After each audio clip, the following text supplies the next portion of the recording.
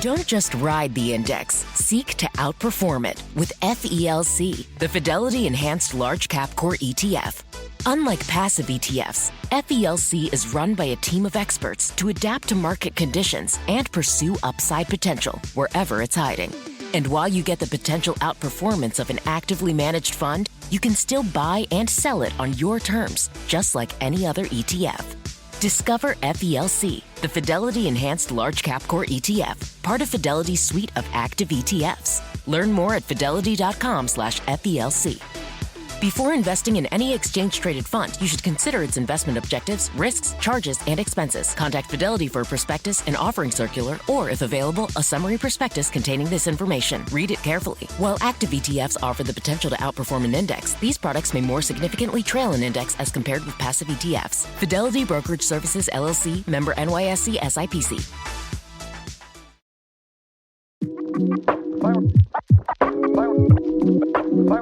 We're surrounded by.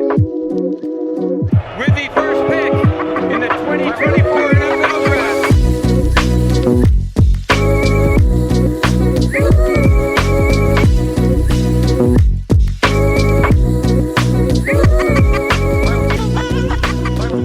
Welcome back into the Daft on Draft podcast. I'm Corey Cannon with Dalton Miller as always, and today we're going to start the week off with a little bit of Daft on Draft or Daft or Draft here on the Daft on Draft podcast. Again, Daft or Draft is our weekly thing where we spit some hot takes and we work through them to decide whether or not we're buying or selling.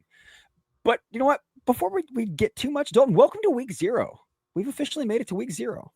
Oh yeah, yes we have. Yes, we've got some college football this weekend. Yes, we have. We have 5 games this weekend of Division I for FBS football, I believe. It's a funky schedule because there's like week 1 has a ton of Thursday and Friday night games. Yes. A ton of Thursday and Friday night games. And I will have the 5 games from this weekend up on the on the old Patreon when they are going through. And get published. So it's going to be a fun time for me while I'm doing that, at the beach, but we're trying to, live our lives here as we would back in Pennsylvania or in Portugal where we used to live. And we're still trying to figure everything out, but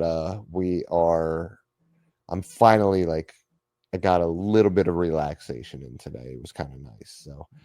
So let's get into these takes, man. And I want to point out real quick before we do that these aren't always our hot takes. Like we find topics and kind of come up with things. These aren't like what we necessarily believe, but if we have an opportunity to agree with something or disagree with each other, which we've been doing more of recently, we have been.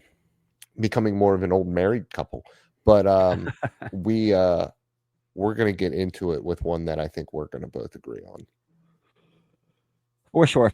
I was looking over the week 0 slate here, and I don't think of any of these 10 teams that are playing there's a single play that we've talked about this summer. So no, I don't think so.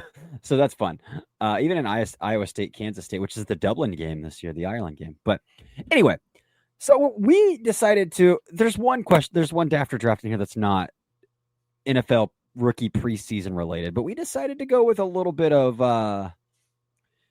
preseason overreaction hot takey here with this stuff here. So we're going to dive right in and we're going to talk about some of our favorite players from last year, some players that, we didn't talk about too highly of last year, and some other stuff here. And I'm going to add one to the sheet here while we're talking as well, because there's one more that came up. But let's start off here, Dalton. Daft or Draft. Titans Gunnar Helm will be tight end 1 for them by the trade deadline. Draft. I'm drafting it. He's just a good football player.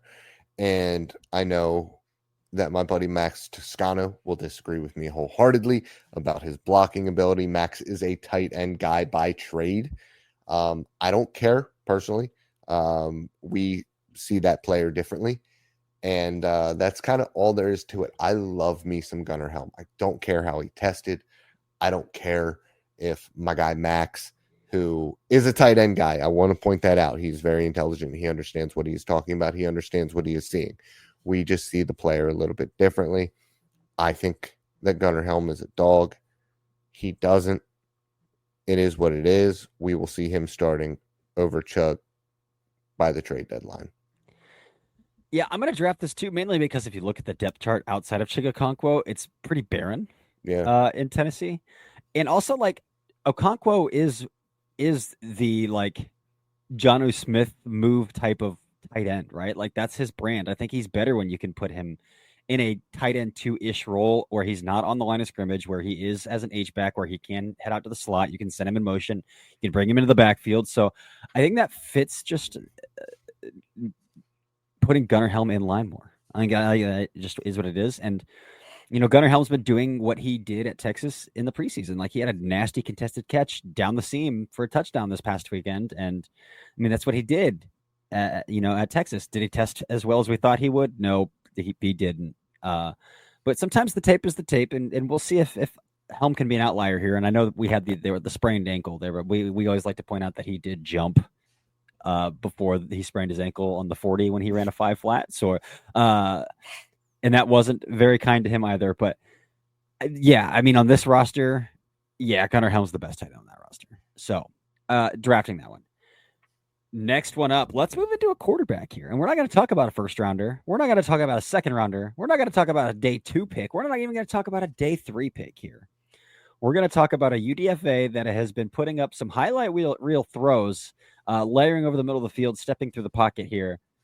Vikings quarterback Max Brosmer will be a coveted backup to starter type player down the road like Matt Flynn or Kevin Kolb in years past. Daft or draft?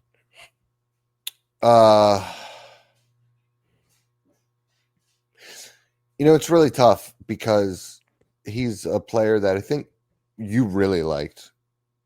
I did like compared to consensus, I think. Mm-hmm. And for me, he is a guy that reminds me of one of those old school backups. Mm-hmm. The problem is, I don't know if those old school backups are really going to exist anymore these days. We're seeing more and more and more athletes coming from the college to the professional level.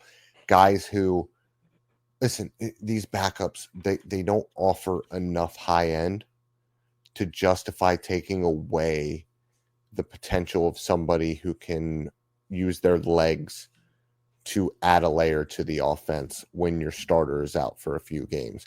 Now, where things get a little bit more interesting is when guys are out for an extended period of time and you can have a, Cooper Rush or like somebody who could start 6 to 8 games, not 2 to 3 while your starter has a rolled ankle. So like maybe I just, after 2 games. That's why these are so fun. It really puts you, it really makes with a middling athletic ceiling. I'm going to go daft. I mean, yeah, you have to daft something like that this early. It's fun to like think about. Yeah. But also like Matt Flynn, Kevin Kolb never broke out of that backup type either. Like both, like, yeah, Kevin Kolb was kind of drafted to be that next guy in Philly and was traded within a year. Matt Flynn signed a big deal and got beat out by Russell Wilson the year he signed the deal. So like, and then he signed another deal the next year with the Raiders and got beat out by Derek Carr. So like, even though Flynn was signed as that kind of backup to starter pipeline, he still never won a starting job in his career.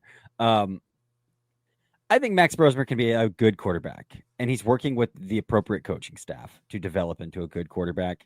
That's a lot to put on a UDFA after 2 preseason starts. But I this is why I like these episodes. It really puts you in a bind. It puts you on the microscope and makes you be a little hot takey, and that's always fun for us. I'm going to daft it too. It's too early to tell, but like some of these digs he's throwing, like layering over second level defenders, are pretty nasty throws, man. Mm-hmm. Stepping up in the pocket and making these throws. We'll see. I think he could definitely beat out Sam Howell for QB2 in Minnesota. Like, yeah.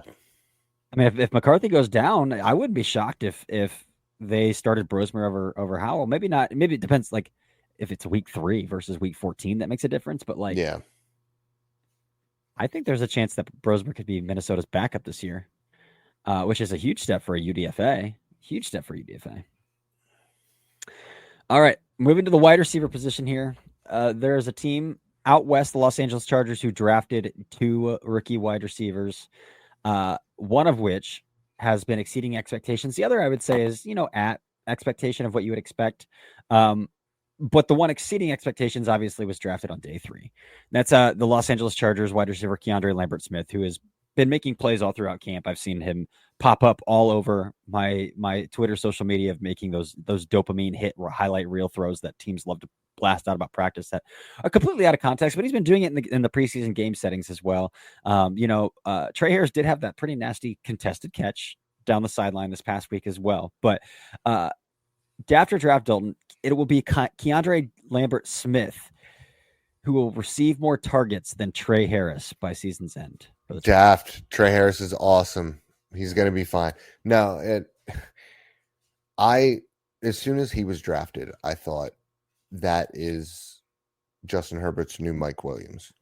Somebody who, along the sideline, he's going to be able to out-physical defensive backs and be able to be that back shoulder stopping route merchant, which is pretty much what he did at Ole Miss, because the route tree there is pretty much non-existent anyways. It's all on the vertical plane, and he was pretty good in that vertical plane. I think he's got really good breaks overall.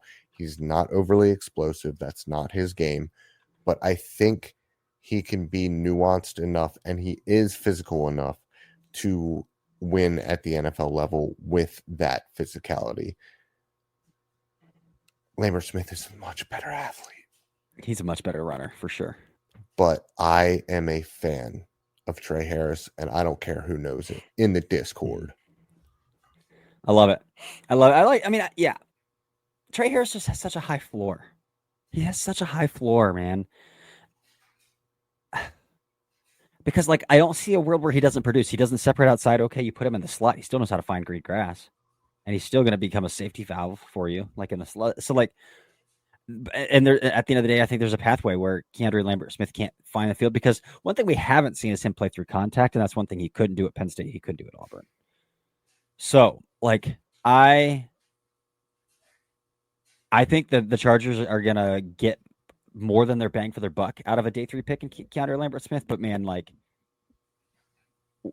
we're talking a little too low on Trey Harris and what he can bring to that team and what he can bring for Justin Herbert. So, and how he complements Ladd McConkey, how he complements Keandre Lambert-Smith. I think he complements those units so well. So I'm going to daft that as well. But I do think Keandre Lambert-Smith is doing some things that I didn't expect from him this early in the career. So, fun little receiving core there. If they get a vertical threat, a field stretcher to pair with Ladd McConkey, who can eat up from the slot, eat up from Z, even play a little bit X, and then Trey Harris, if he can dominate as that X, or even sustain reliable success as that X. That's a fun little core there. All right, let's flip to the defensive side of the ball here. I realize this is the only defensive question we have, or draft on draft we have, but we're going to go for it. So in the past game this weekend, Andrew Bakuba, safety for the Eagles, last pick of the second round, intercepted Dylan Gabriel of my Cleveland Browns and returned it for a touchdown. So again, these are all preseason overreaction hot takes. So after draft Dalton, Andrew Bakuba will be the defensive player of the year over Travis Hunter and Abdul Carter. I'm dafting this so hard. First of all, it's not going to be a safety. Second of all, it's going to be an edge rusher. And third of all, it's just going to be Abdul Carter if he's healthy. He's playing on that defensive line. He's going to have more than enough opportunity to produce. Mm-hmm. And I don't see that athlete not producing. So that's that. Daft. Yeah, hard daft. Hard daft. For one, he's got to find the field. They're giving Cooper DeJean reps at safety. Reed Blankenship is already established at safety.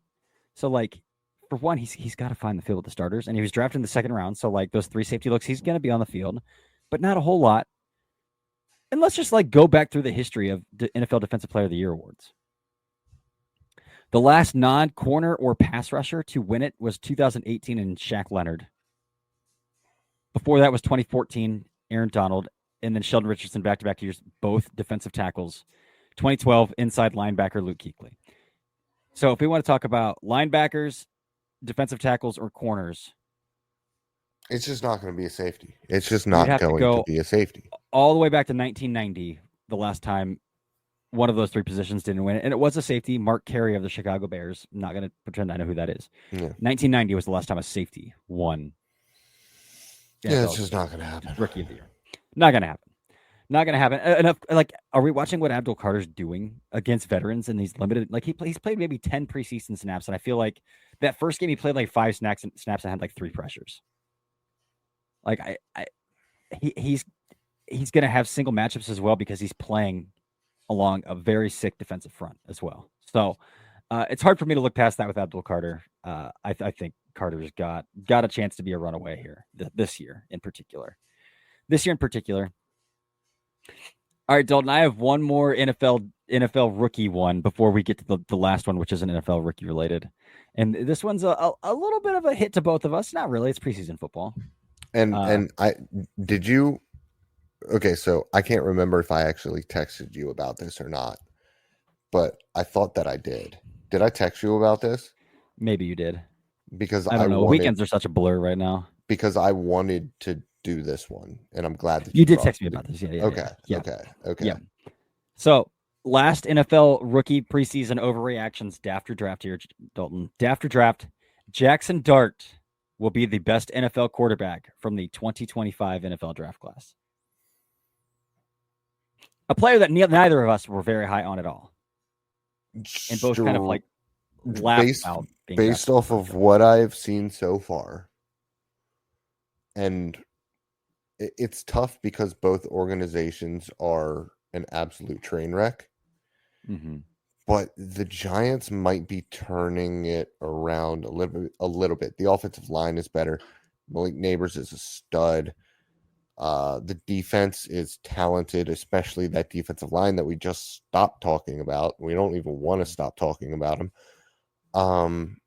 I think there's more chance of success there. On top of the fact, I'm seeing a much more confident player in Jaxson Dart right now than what I saw in college. Now, there's still some bad misses. There's still some really ugly footwork and pocket maneuvering. But he's been a lot quicker than I thought he would be mentally. Mm-hmm. And he even might be a little too quick right now with some things as well, which is interesting because that's the exact opposite of what we saw from him at Ole Miss. However, I just have more faith that that is a unit overall that is going to be conducive to success. And as much as I want to say it's going to be Jalen Milroe, that's such a huge project that I can't. But that just goes to show like how underwhelming this quarterback class really was. Yeah. I mean, I wasn't a huge fan of any of these quarterbacks, and the guy that I said that I liked the most ended up going in the 5th round. So behind another guy on the same team. Behind another guy on the same team. Yeah. I'm going to daft it still. I'm going to stand on my takes a little bit longer. This isn't me being like ignorant. We've seen like Daniel Jones lit up preseason football. This kind of the same way.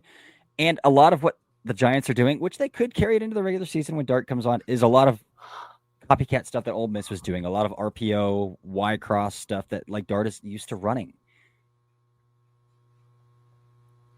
When teams get out of just these base shell coverages, is that stuff going to fly? That's where I'm wondering. That's the kind of stuff where like, yes, this like gimmicky RPO stuff is still working because he's really familiar with it. But like Jalen Hurts is probably the closest quarterback that continues to do that at the NFL level. But like Jalen Hurts is a much better athlete.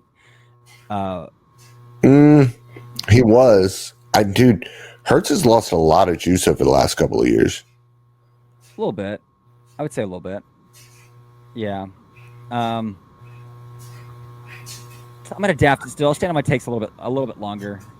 Do I think that like immediate success might be a better answer? Like, yes, I think he's probably set up for the most immediate success because again, the Giants have a pretty decent stable of pass catchers. The Giants have a pretty decent offensive line. The Giants have a pretty decent defense. So like insulation wise, we'll see if what Brian Dable can pull out of his ass in terms of coaching. But immediately, yeah, I would say Jaxson Dart is probably better set up for success. Long term, I'm going to daft that still.